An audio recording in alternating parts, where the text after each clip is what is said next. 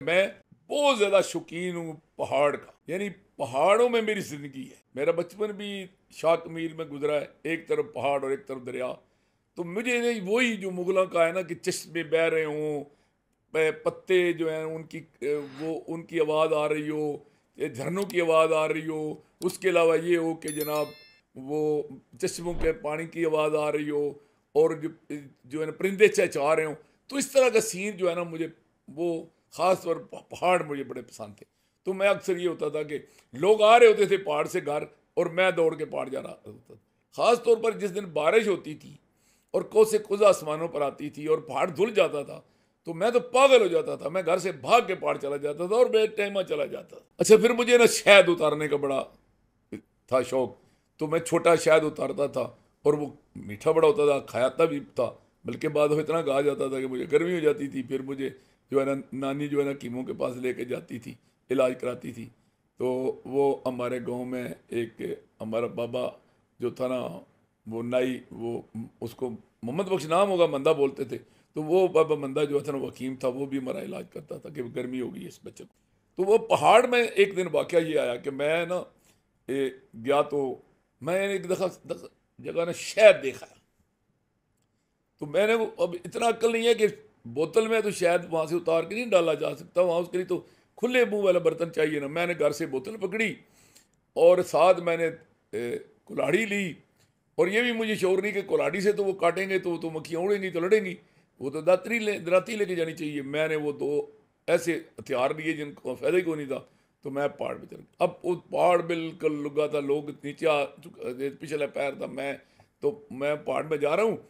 अब हुआ ये कि जब मैं वो ए, अपना इधर से इस साइड से वो हमारा ना वो चश्मा था नमक का, तो उसको चिट्टा वट्टा बोलते थे। वहाँ से जब मैं पहाड़ी पहाड़ी के ऊपर वो चढ़ा ना, जिस जहाँ पर आगे वो फलाई के ऊपर जो थे ना वो शायद था, तो मैं उस ख्याली में ना वो बोतल को मुंह के साथ लगा के ना तो सीटी में जा रहा था।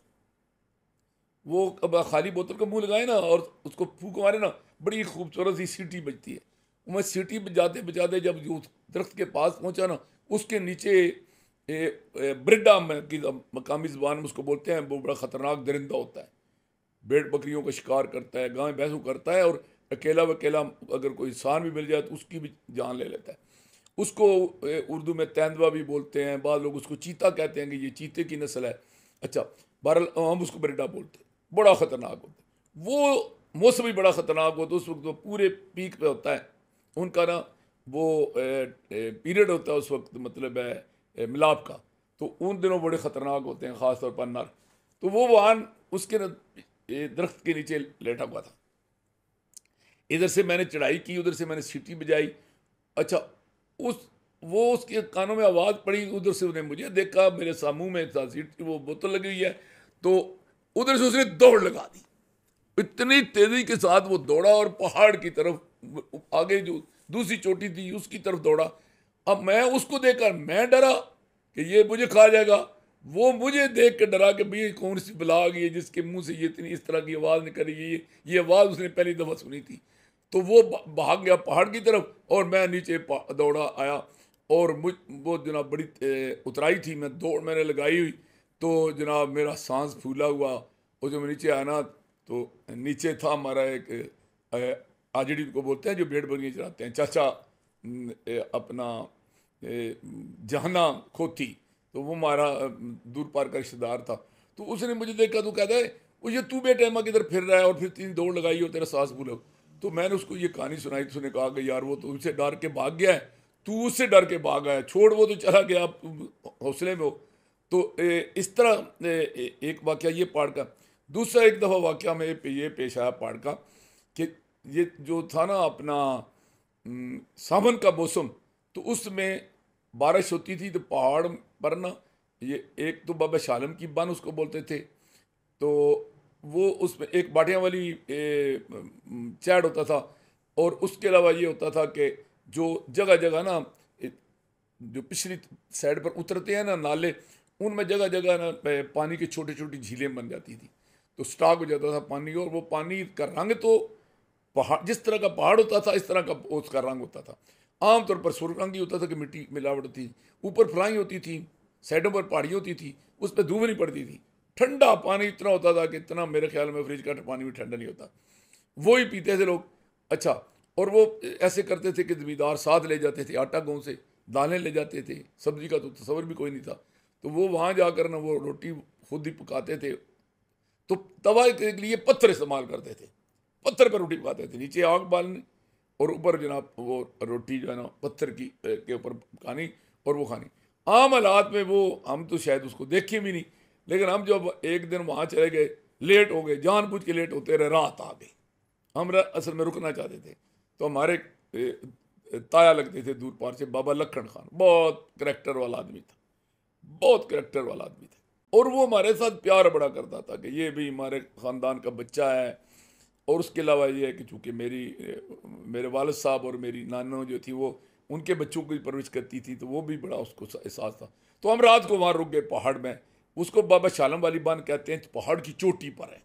वहाँ पर ये एक मैदान सा है जगह, वहाँ माल मवेशी बांध देते थे रात को, दिन क्योंकि डर होता था कि वो बरिंडा जिसकी मैं बात की वो ना को नुकसान पहुँचाए, तो दिन को माल वगैरह छोड़ देना पहाड़ से और वो घास वगैरह काट देना, रात उसके आगे डाल देना, लकड़ियाँ लानी, रात को लकड़ियाँ जला देनी, दूर दूर को रोशनी। तो ये जो बरिंडा होता है ना, ये जो जानवर होते हैं, ये जो दरिंदे होते हैं, ये आग से दूर भागते हैं या रोशनी वहाँ से करीब नहीं आते, ये अपने तफत के लिए जला देते थे। फिर उसके आग से ये भी होता था कि अव्वल तो मच्छर होती नहीं, लेकिन कुछ छोटा मोटा होता भी था, भाग जाता था। फिर ये सारे लोग हुक्का पीते थे, उसे वो आग बनाते थे। तो वो बाबा जी ने पत्थर पर उठ पकाए, मैं था एक दो मेरे साथ और थे, बाबा जी पकाए जा रहे हैं, हम खाए जा रहे हैं, बाबा जी पकाए जा रहे हैं, हम खाए जा रहे हैं। वो इतनी भूख हमें लगी, इतनी भूख लगी कि वो पत्थर पे पकी रोटी, बाबा ने कहा यार मेरे तो हफ्ते का जो आटा था तूने ख़त्म कर दिया यार, इतनी खाना खा गया है। बचपन था, लेकिन वो इतना मज़ेदार थी ना वो जंगल की रहाइश का। वो पानी पीते थे ना, उसमें जड़ी बूटियों की मिलावट थी, वो जो कुछ होता था हर मकान। फिर हम पहाड़ों पर दौड़ते थे, तो वो रात भी हमारी बड़ी तारीखी थी कि हमने रात वहाँ जो है ना इस तरह गुजारी। एक दफ़ा बड़ा अजीब लतीफ़ा हुआ, मैं वहाँ पहाड़ में गया ना, तो एक जगह पर बड़ी लकड़ियाँ पड़ी थी खुश्क। तो मैंने कहा यार ये सामने लकड़ियाँ पड़ी हैं, कोई उठाता नहीं है। तो मैंने वो काफ़ी सी उठा के ना जनाब, तो उनको जो मेरे पास कपड़ा था उसमें उसको वलेटा और गड्ढा सा बना के ना मैंने उसको सर पर रख लिया।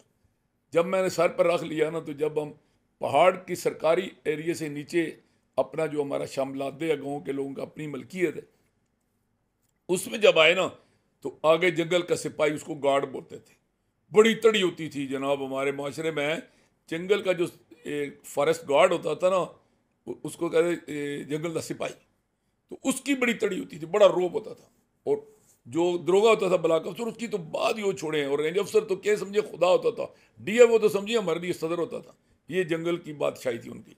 वहाँ वो जनाब जंगल का गार्ड बैठा था, वो जो आता था ना भेड़ बकरियाँ लेकर आता था, माल मवेशी लेकर आता था, लकड़ियाँ लेकर आता, सबको बिठा लेता था। हाँ भाई, लकड़ियों वालों से तो कहता था यहाँ रखो, तुम क्यों लाए हो, तो क्योंकि इजाज़त नहीं थी जंगल से लकड़ियाँ लाने की। और जो माल मवेशी वाले थे ना, उनको वो क्या करता था कि वो कहता हम देखो तुम्हारे पास परमिट है, वो परमिट नहीं होता था तो वो जुर्माने करता था। और जुर्माना वो सरकार के नाम पर लेता था, लेकिन सरकार को कम ही पहुंचता था, खा पी खुद ही जाते थे। तो अब वो उसने मुझे भी जनाब देखा ना, भाई इतनी बड़ा गट्ठा उड़ाया हुआ है, तो उसने मुझे कहा कि है फेंक ओए इधर लकड़ियाँ। तो मैंने वो ऐसे किया कि सर से उठा के ज़मीन पर जो दे मारी ना, वो टुकड़े टुकड़े हो गई, बिल्कुल सारी की सारी टुकड़े टुकड़े हो गई। तो वो भी हंसने लगा, तो जो लोग और वहाँ खड़े थे ना वो भी हंसने लगे। तो मुझे ना वो कहता है, ओए तू किना दा जातक है, यानी तुम किसके बेटे हो। मैं तो फफरा हूँ।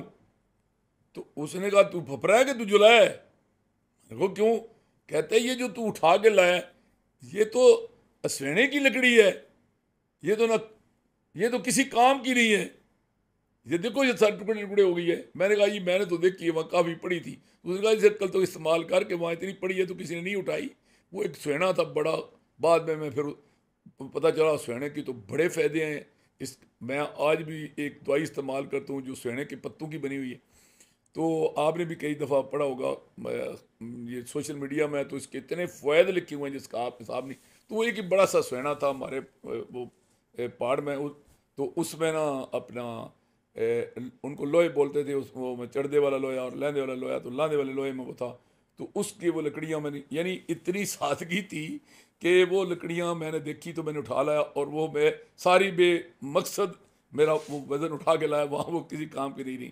अच्छा, एक जो वाक़या जो मैं उस ज़माने के बचपन का जो है ना पहाड़ के हवाले से और भी आपको सुनाना चाहता हूँ। जब हमारा ये पहाड़ में से रास्ता जाता था, पीछे गाँव है पदरी की तरफ, आपने सुना हुआ नाम पदरी, ये बैक साइड पर है, आजकल वो तहसील स्वावे कैसा है। तो इधर ना जो ये नाला बना हुआ, अगर आपने देखा तो मुस्वी दरिया है, दो नाले इधर हैं, एक नाला कहाना है, ये नगुगरां के पास से दरिया जल में जाता है, ये इधर से आता है गुजर खान साइड से, और वो आता है चकवाल साइड से। नाला बनाओ, तो वो नाला बनाओ कि मैं जाने वाले जो नाले हैं ना, उनकी तरफ एक जो नाले पीछे से पहाड़ की तरफ से कस उतरते हैं ना, तो उधर एक शौडबी थी और एक चूहा था। वहाँ पर बड़ा घास और बड़ी लकड़ियाँ हुआ करती थी, और वहाँ चूँकि लोग बहुत कम जाते थे, इसलिए वो बेपनाह लकड़ियाँ पड़ी होती थी। तो वहाँ रास्ता नहीं था, एक, एक कस्सी थी, उसमें से ना इतना पानी नीचे गिरता था कि उसके मतलब मशहूर था कि कई हजार फुट डूंगा पानी है, कि वो पानी गिर गिर गिर के ना पत्थर में एक कुआं बन गया था, सुरा इस तरह गोल सा, और उसमें उसको व्योड़ी बोलते थे। तो उस व्योड़ी का मैं ये जो कहते थे कि एक पूरी पीढ़ी जो है इसका जो वाण है उसके साथ पत्थर बांध के इसको लटकाएं, वो वाण खत्म हो जाएगा, उसकी तय नहीं आएगी, इतनी डूंगी थी। अगर वहाँ से साइड से कोई बंदा गिरता था ना, ये चीज़ उसने उस व्योड़ी में जाना था, उसकी यकीनी मौत थी। अब गांव वालों ने क्या किया कि उसके साथ ये जो थे ना अपना संतराश, पत्थरों की संतराशी करने वाले लोग, उनको बुलाकर तो पहाड़ में से पत्थरों को काट तोड़ तोड़ के ना उसमें ऐसे रास्ता बना दिया था कि सिर्फ पाँव आता था उसमें, एक पाँव रखा फिर दूसरा पाँव रखा, अगर पाँव एक आपका अब नॉर्मल हुआ है तो आप सीधे उसमें गए। तो हम पहले तो चले गए ना पैदल, वहाँ खाली आते तो हम चले गए पीछे, पीछे लकड़ियाँ थी बड़ी पड़ी, वो हमने सर पे उठाई। अब जब आए ना तो एक तो वजन मैंने ज़्यादा सर पर आ लिया, दूजा उस पे से पाँव रख के आना था, डर होता था कि अभी गिरे अभी गिरे। तो मेरी तो जान पे बन गई भैया, तो मैं तो गिरो, अब गिरा के अब गिरा। तो मैंने वो एक एक लकड़ी जो है ना फेंकता गया, निकाल निकाल के वजन कम करता गया। वो तो मैंने जगह क्रॉस कर ली, आगे में वो बाबा शालम वाली बन पे पहुंच गया, उधर से लकड़ियाँ भी ख़त्म हो गई। यानी जिस मकसद के लिए सारी मेहनत की थी वो रास्ते में फेंक दी, लेकिन जान बची सो लाखों पाए। ये वो हमारे पहाड़ों की अजीब सी हिस्ट्री थी।